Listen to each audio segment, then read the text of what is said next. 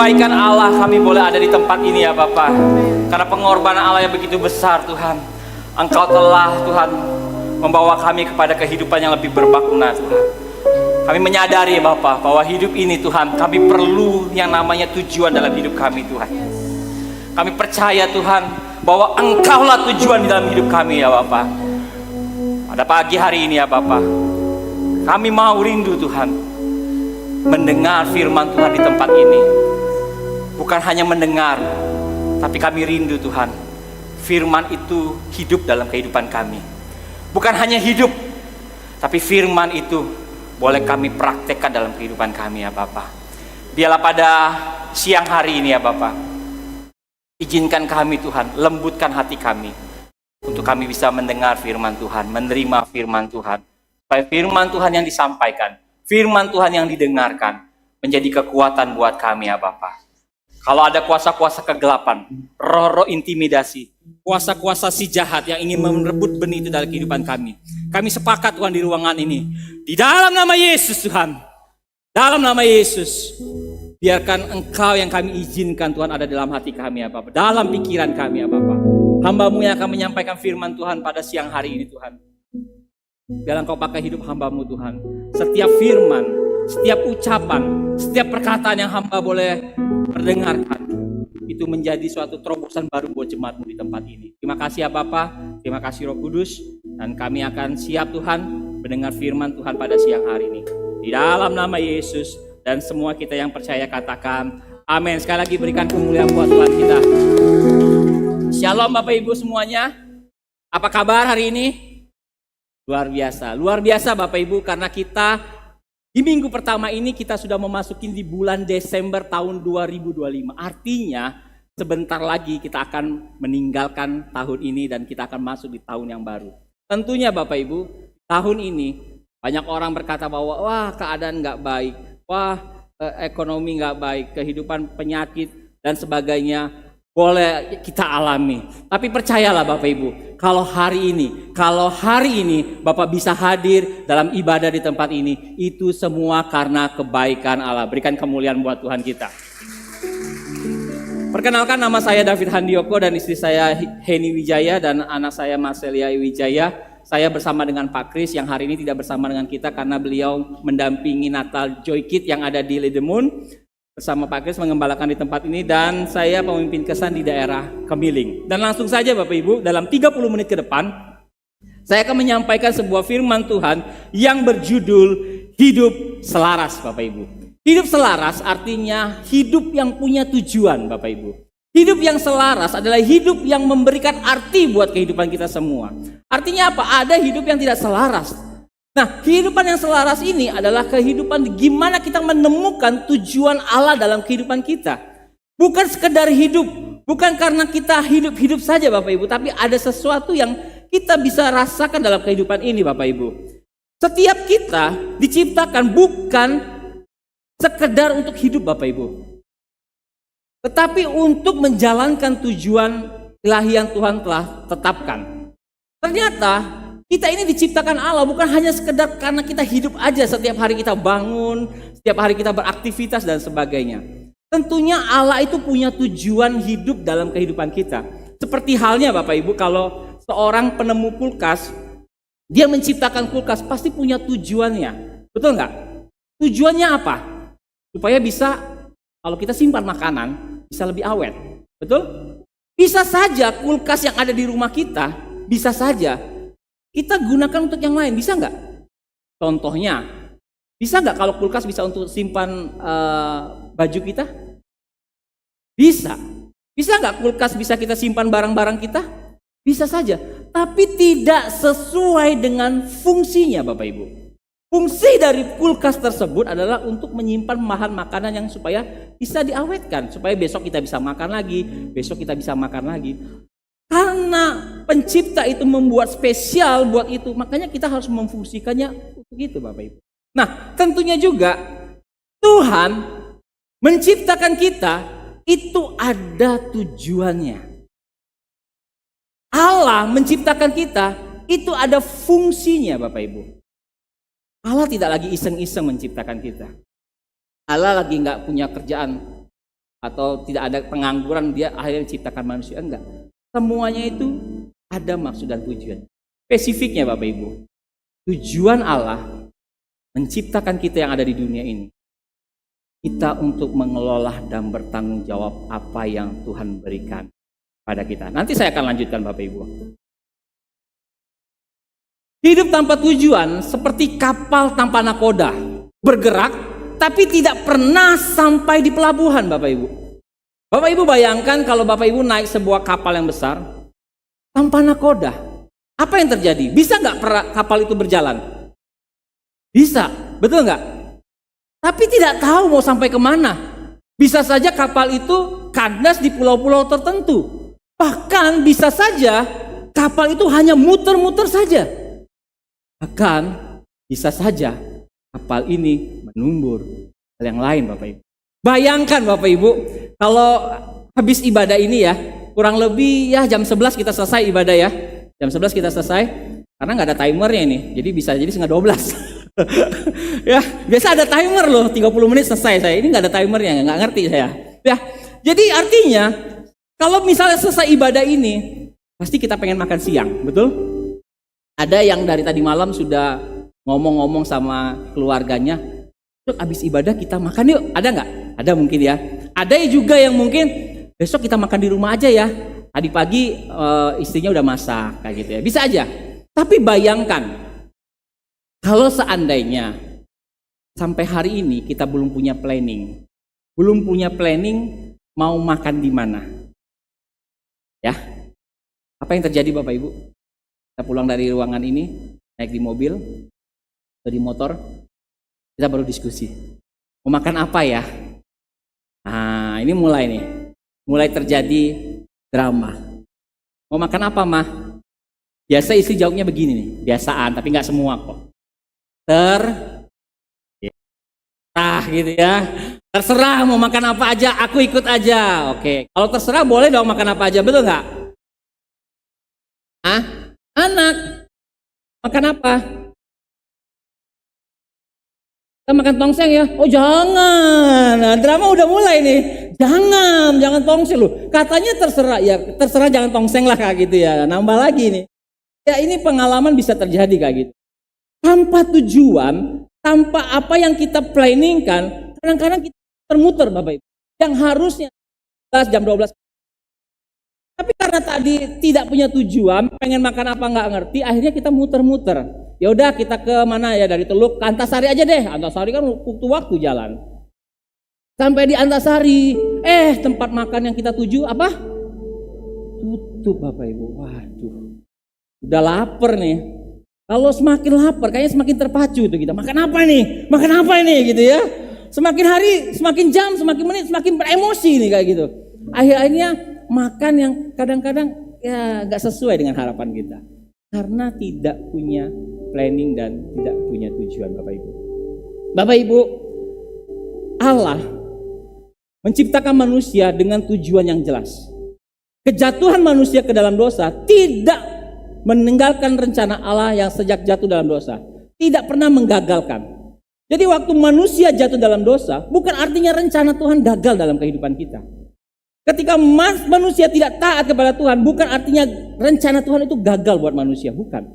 Tapi dikatakan sejak manusia jatuh dalam dosa, Allah bekerja memulihkan ciptaannya dan rencananya dan dalam hidup manusia. Ini di sini semua catatannya nggak kelihatan.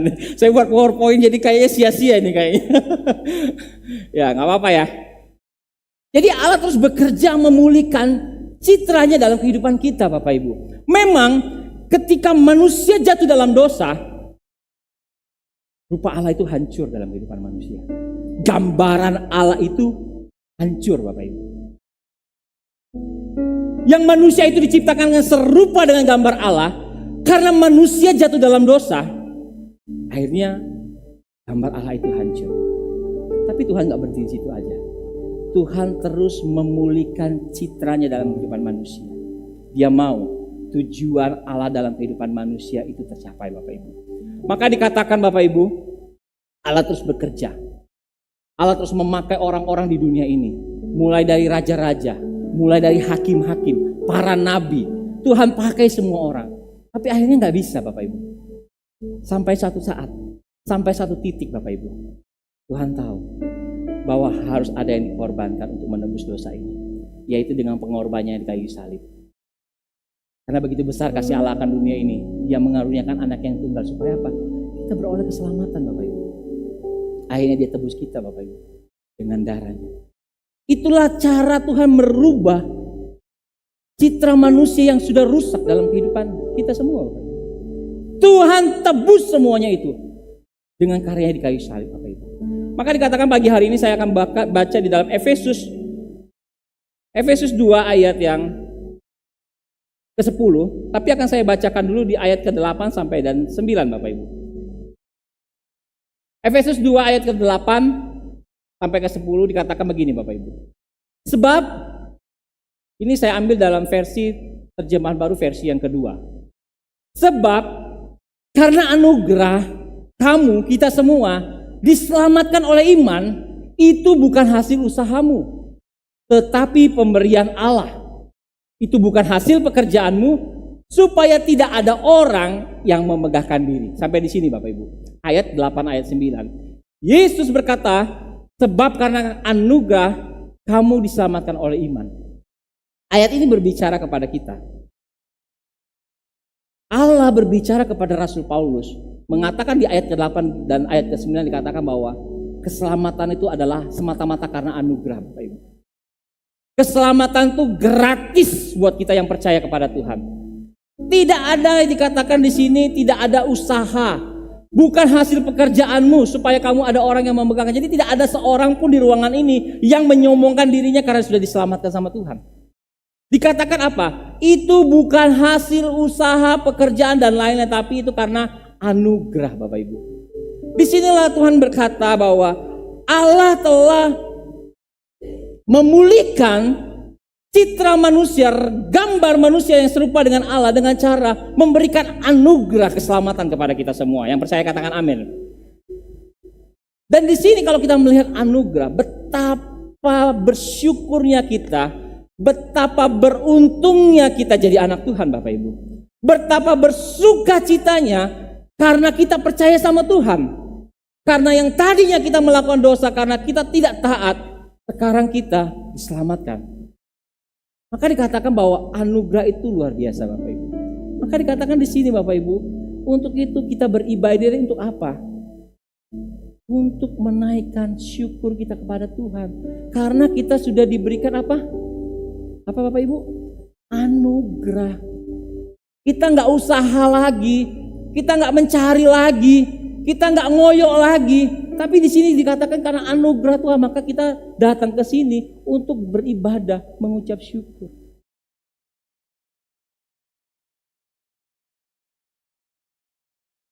Itulah ibadah.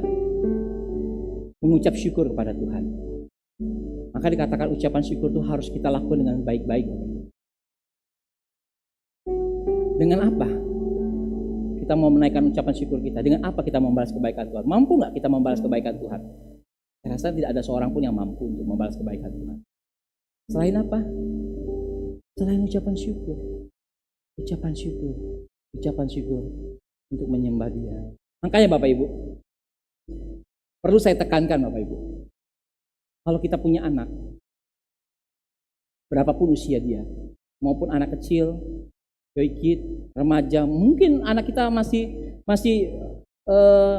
anak muda, youth, kita boleh aja memberikan fasilitas yang terbaik buat anak kita. Boleh nggak? Boleh nggak kalau kita menginvestasikan sesuatu buat anak kita? Mungkin sekolah yang tinggi, mungkin kuliah di tempat kuliah yang bagus, boleh? Kuliah di luar kota boleh? Di luar negeri boleh? Kalau ada di luar angkasa boleh? Kalau sudah buka ada universitas di luar angkasa gitu. Nggak salah. Nggak salah Bapak Ibu menginvestasikan apapun itu bentuknya, apapun itu kemampuan kita supaya anak kita berhasil.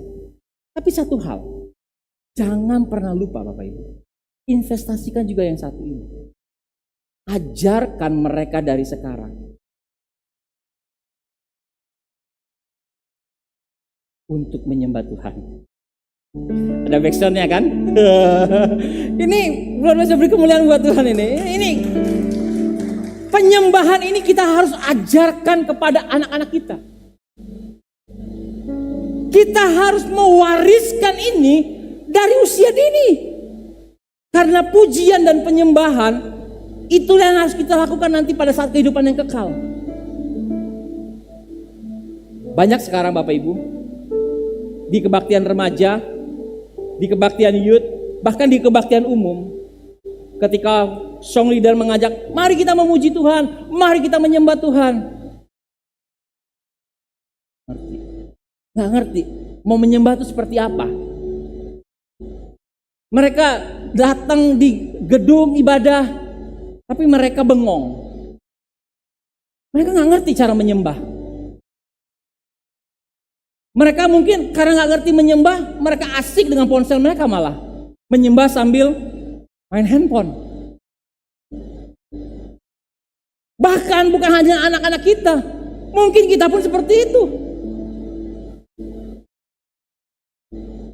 Bagaimana kita bisa mengajarkan anak kita untuk pujian dan penyembahan? Tapi kalau kita sendiri tidak pernah menyembah, Bapak Ibu. Amin. Bagaimana kita mewarisin pujian dan penyembahan kepada anak kita untuk bersyukur kepada Tuhan karena anugerahnya begitu besar. Tapi kita nggak pernah berdoa bareng sama anak-anak kita di rumah. Bagaimana kita bisa mewariskan itu Bapak Ibu? Kalau kita sendiri nggak dari sekarang memulai itu. Karena apa? Generasi ini harus dibangun adalah generasi untuk menyembah Tuhan. Karena di tahun depan tantangan semakin besar, masalah semakin banyak. Tapi saya percaya orang yang mengandalkan Tuhan, orang yang menyembah Tuhan, hidupnya akan dipelihara dengan Tuhan berikan kemuliaan buat Tuhan kita.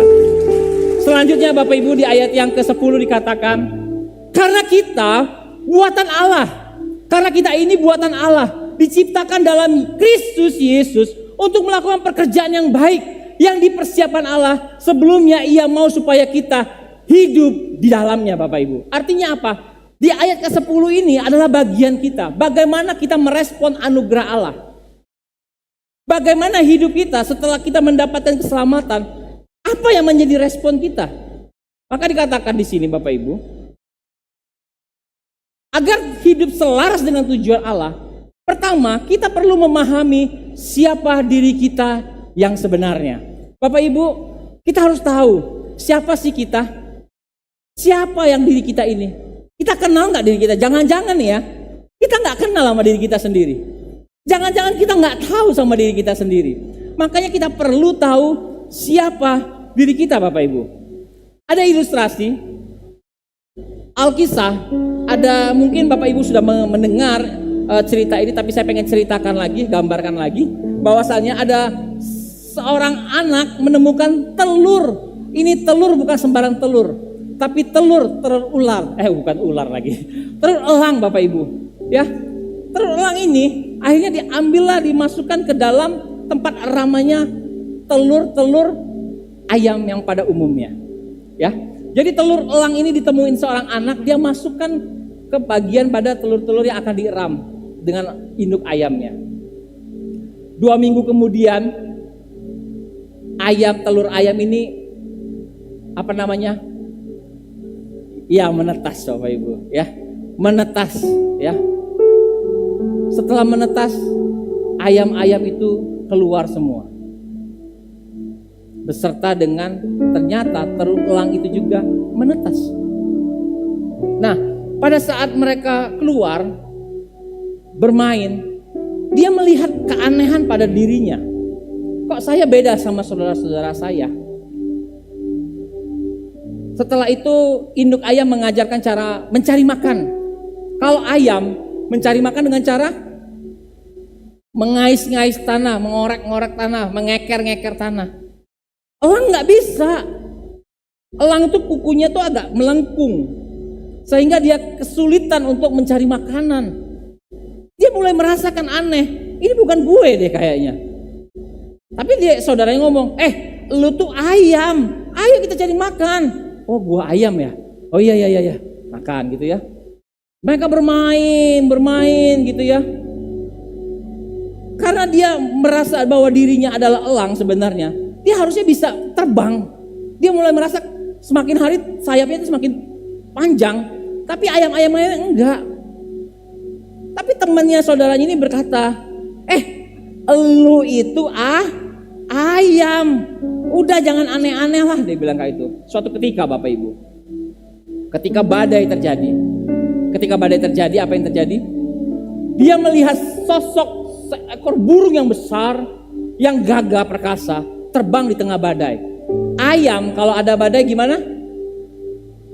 Nyumput, takut Bapak Ibu, nyumput dia beserta dengan anak-anaknya. Si anak elang penasaran, dia lihat ke atas, dilihat betul ada seekor elang yang terbang luar biasa. Dia berkata pada mamanya, "Mama, itu apa mah? Kok keren banget ya bisa terbang begitu?" Dia bilang, "Udah, kamu tuh ayam, udah diem aja di sini. Nanti kalau kamu keluar, dimangsa kamu," kayak dibilang kayak gitu. Selalu yang menjadi dalam pribadinya, dia adalah seekor apa?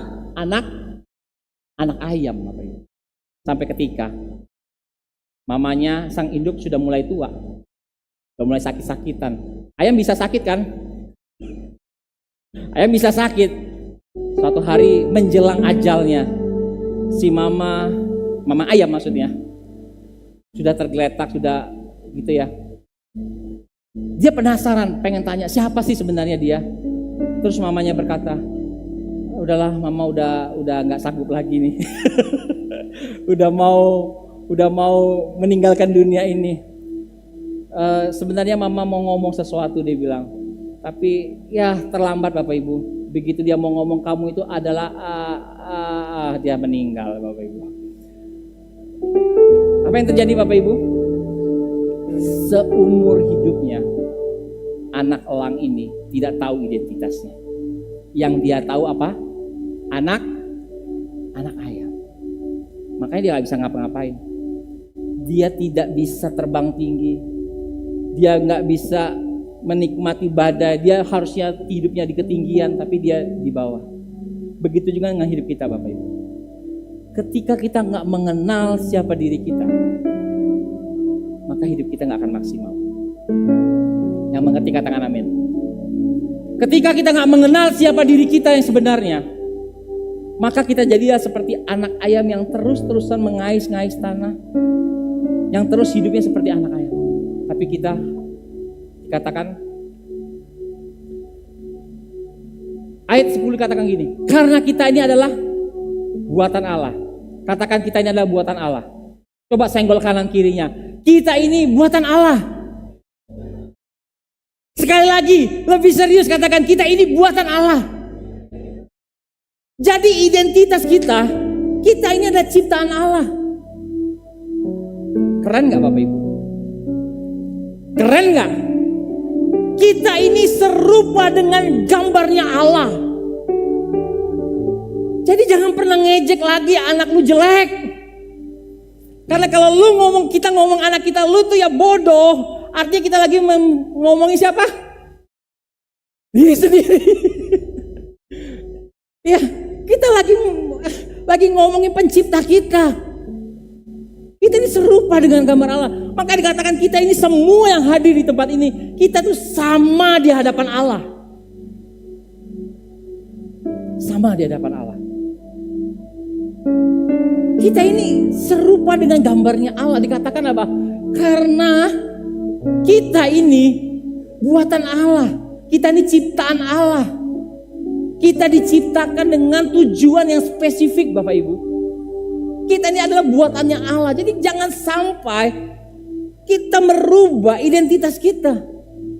Kita harus percaya kalau kita ini adalah buatan Allah. Berikan kemuliaan buat Tuhan kita Bapak Ibu. Percayalah Bapak Ibu. Percayalah Tuhan itu benar-benar ada dalam kehidupan kita.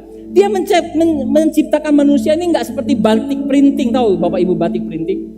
Yang dicetak sekali banyak, enggak. Tapi Allah menciptakan kita seperti dia lagi buat batik tulis.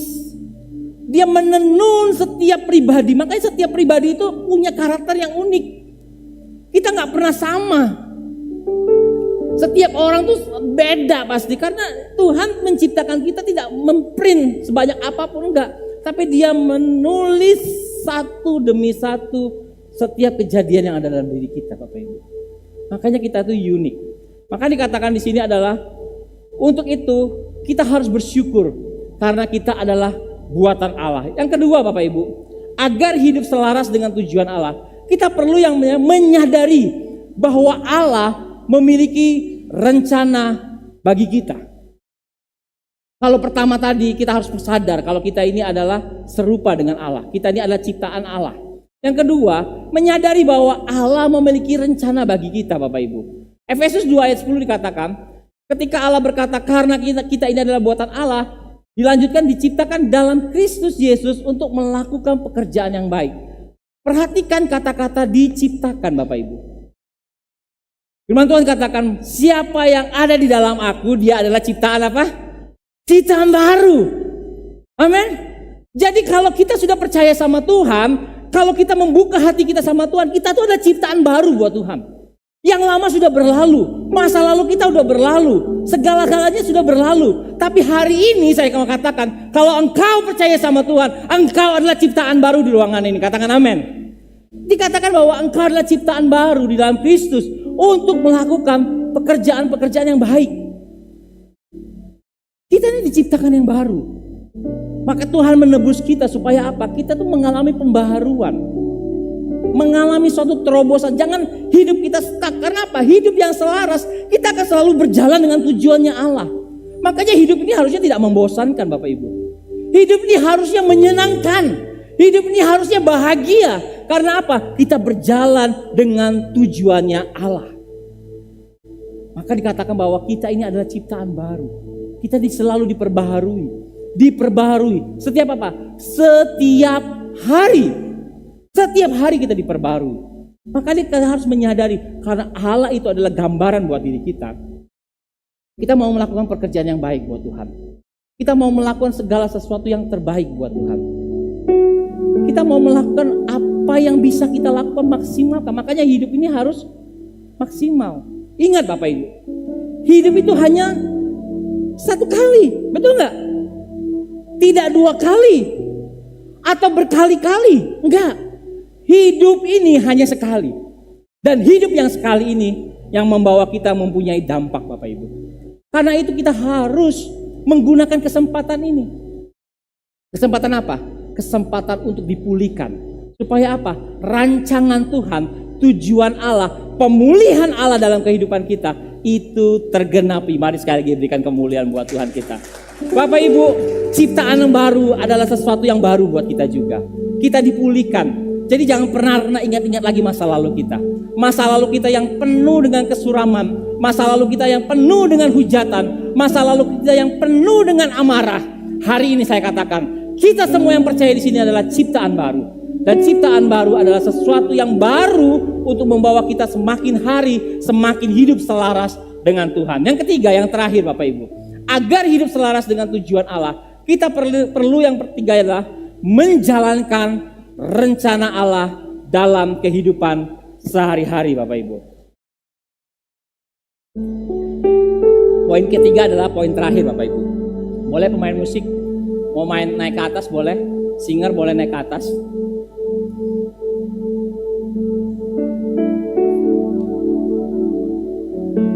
Yang ketiga Bapak Ibu, menjalani rencana Allah dalam kehidupan sehari-hari itu adalah sesuatu yang kita harus kerjakan dalam kehidupan kita sehari-hari. Tuhan tuh punya rencana atau punya tujuan dalam kehidupan hari itu untuk direncanakan dan dijalankan. Bahkan dikatakan dalam rencananya, Tuhan berkata seperti ini di dalam Efesus 2 ayat 10. Saya harus ngintip nih kalau baca yang ini. Karena memang posisinya tidak seperti yang saya pikirkan ini. Di tulisan yang terakhir dikatakan di ayat yang ke-10, Ia mau supaya kita hidup di dalamnya. Hidup di dalam Tuhan adalah hidup dalam rencana Allah. Hidup di dalam Tuhan adalah hidup yang memberikan dampak buat banyak orang. Pak Kris sudah sampaikan 2 minggu yang lalu bahwa akulah pokok anggur yang benar. Kitalah adalah carang-carangnya. Setiap carang yang nempel kepada pokoknya dikatakan apa? Berbuah. Betul nggak? Pohon itu dikenal dari apanya Bapak Ibu? Dari buahnya. Kita tahu itu pohon semangka karena dia berbuah semangka. Dia kenal itu pohon duren karena ada buah duren Bapak Ibu. Kita ini dikenal sebagai anak Allah, sebagai ciptaan Allah karena ada buah yang nyata dalam kehidupan kita. Makanya rencana Allah itu harus nyata. Nggak hanya ngomong, nggak hanya kita koar-koar. Tapi rencana Allah itu sebuah tindakan buat kita Bapak Ibu. Kekristenan itu harus bertindak. Kita bisa ngomong banyak hal tentang kasih. Kita bisa ngomong banyak hal tentang memaafkan. Kita banyak ngomong tentang bagaimana kita bisa mengasihi orang lain. Tapi tanpa praktek itu adalah kosong, nol besar Bapak Ibu. Kekristenan itu bertindak. Bukan hanya diam. Bukan hanya ngomong, bukan update status aja di WA story. Bukan. Tapi kekristenan itu menjalankan rencana Allah. Apa rencana Allah? Supaya orang banyak mengenal siapa Yesus. Supaya banyak orang mengenal siapa sesungguhnya Yesus. Dan orang lama-lama banyak mengikuti Yesus. Bertobat, menerima baru dan menjadi ciptaan yang baru. Maka dikatakan bahwa rancangan Allah itu manusia harus punya dampak. Kalau kita hanya bergereja setiap minggu, berkesan setiap pekan, tengah pekan, tapi kita nggak punya dampak, nyampe nggak kita dengan tujuan Allah? Nyampe nggak kita hidup selaras dengan apa yang Tuhan mau? Maksudnya gini loh, yang di dalam pikiran Tuhan itu juga harus ada dalam pikiran kita. Yang dalam maunya Tuhan itu juga harus ada dalam maunya kita. Tuhan mau apa? Supaya apa? Manusia, kita semua untuk menjaga dan mengusahakan semua yang ada yang Tuhan berikan. Seperti yang saya katakan di awal tadi. Dan terakhir ini Bapak Ibu. Kejadian 2 ayat 15 katakan gini. Tuhan Allah mengambil manusia itu dan menempatkannya ke dalam Taman Eden untuk mengusahakan dan memelihara taman itu. Itulah tujuan spesifik Tuhan taruh kita di dalam dunia ini. Amin. Ini tujuan spesifik. Banyak tujuan Allah sebenarnya. Tapi ini spesifiknya di ayat pada Allah saat menciptakan manusia. Tuhan meletakkan manusia itu, menempatkan di Taman Eden. Disuruhnya apa? Mengusahakan dan memelihara taman itu. Lihat kejadian di Sumatera sekarang. Apa yang terjadi? Banyak orang karena keserakahannya. Mereka tidak lagi menjaga alam. Karena hanya perkara mendapatkan keuntungan, mereka mengusahakan banyak cara. Artinya apa? Yang repot banyak orang Bapak Ibu. Karena apa? Tuhan sudah dari awal mengatakan apa? Harus mengusahakan dan memelihara. Ini firman Tuhan sudah sampaikan dari jauh-jauh hari. Bahwa manusia harus memelihara. Kalau manusia nggak memelihara, hancur semuanya. Makanya Tuhan tuh sudah menentukan tujuan itu supaya apa? Kita tuh memelihara. Dan jangan malas-malesan mengusahakannya. Ayat ini menentukan kita. Memang kita jadi orang Kristen nggak boleh malas-malesan. Kita jadi orang Kristen harus terus bertanggung jawab atas diri kita. Kita harus bertanggung jawab buat keluarga kita. Kita harus mengusahakan apapun itu. Intinya Bapak Ibu, pesan yang terakhir. Dalam kehidupan ini Bapak Ibu, kehidupan yang selaras adalah kehidupan yang menyamakan persepsi kita dengan tujuan Allah. Menyamakan isi hati kita dengan isi hati Allah. Sampai di mana nanti dikatakan kita akan disempurnakan. Kata-kata disempurnakan ini adalah kata-kata di mana ketika kita sudah akan bertemu dengan Tuhan pada saat penghakiman nanti. Pada Yesus datang kedua kalinya, itulah yang disempurnakan. Saat ini kita nggak sempurna, betul. Tapi kita sedang menuju dalam kesempurnaan itu. Kita lagi menanti-nantikan kedatangan Tuhan Yesus kedua kalinya untuk menjemput kita semua. Disitulah kesempurnaan itu akan terjadi Bapak Ibu. Kita sebagai manusia ciptaan Tuhan boleh bersama-sama datang kembali kepada pencipta kita. Datang kembali kepada pencipta kita. Kita dinyatakan bahwa kita adalah sempurna. Itulah nantinya Bapak Ibu. Nah Bapak Ibu, saya mau kasih contoh sedikit, satu ilustrasi untuk mengakhiri khotbah saya pada siang hari ini. Kehidupan kita Bapak Ibu harus punya pengaruh. Ini seperti halnya lingkungan kita. Lingkungan kita ini tempat kita berada dimanapun. Mau di sekolah, mau di tempat pekerjaan, mau di dalam rumah tangga, mau seperti apa. Nah, Tuhan taruhkan kita, tempatkan kita di sini Bapak Ibu. Inilah kehidupan kita. Kalau seandainya hidup kita nggak mau berubah, hidup kita nggak serasi atau nggak selaras dengan tujuan Allah, hidup kita mau digoyang-goyang seperti apapun, mau sampai tumpah airnya sekalipun digoyang-goyang apa, hidup kita nggak akan punya jadi pengaruh. Hidup asal hidup Bapak Ibu. Hidup hanya hidup. Kita nggak punya dampak. Orang lain nggak ngerasakan kasih Allah dalam hidup kita. Bahkan kita jadi orang Kristen sering menyebelin. Kita jadi orang Kristen sering jadi batu sandungan buat orang lain. Karena apa?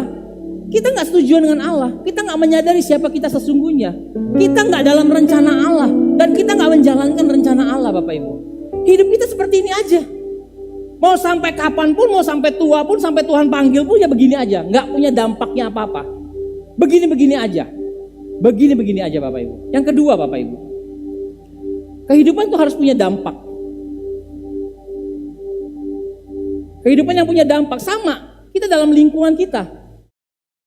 Dalam lingkungan kita sehari-hari juga. Tuhan telah menempatkan kita. Kita mau tinggal di keluarga manapun, Tuhan itu sudah takdir, betul nggak? Nggak boleh tukar-tukar ya. Ya, kita dilahirkan dari orang tua siapapun juga itu sudah takdir. Tidak boleh tukar-tukar lagi. Nggak perlu menyesali. Kenapa saya dilahirkan dari keluarga ini? Nggak perlu. Karena memang Tuhan sudah punya tujuan. Tapi Bapak Ibu, hiduplah dengan apa yang menjadi tujuan Allah dalam hidup kita. Supaya apa? Kita seperti ini Bapak Ibu. Dikatakan kita adalah ciptaan baru. Semakin hari berubah. Amin. Tanpa harus disuruh, kita berubah diri sendiri. Tanpa harus kita dorong-dorong, orang ini harus berubah hidupnya. Sehingga apa? Yang terjadi adalah lingkungan hidupnya, dimanapun dia berada, hidupnya berubah, orangnya berubah. Amin. Kalau kita merasa bahwa diri kita nggak berubah, kita nggak akan mempengaruhi kehidupan kita, memperhidupkan orang lain. Mau menangi keluarga kita, mau menginjil dengan keluarga kita aja jadi batu sandungan. Mau menginjili kantor teman-teman kantor kita aja sering datang terlambat ke kantor. Ya, mau kita nginjili teman-teman kita di sekolah, kita aja sering bolos. Gimana kita bisa mempengaruhi begini? Kalau hidup kita yang seperti ini adalah hidup yang memuliakan Tuhan, hidup yang sesuai dengan rencana Allah. Keadaannya berubah nggak? Dia apa-apain nggak? Karena cuma dia mengerti aja. Dan kehidupan seperti ini Bapak Ibu, kehidupan yang paling bisa dinikmati.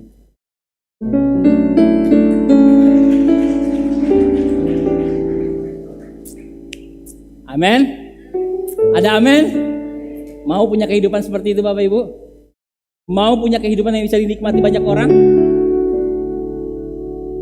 Hiduplah selaras dengan tujuan Allah.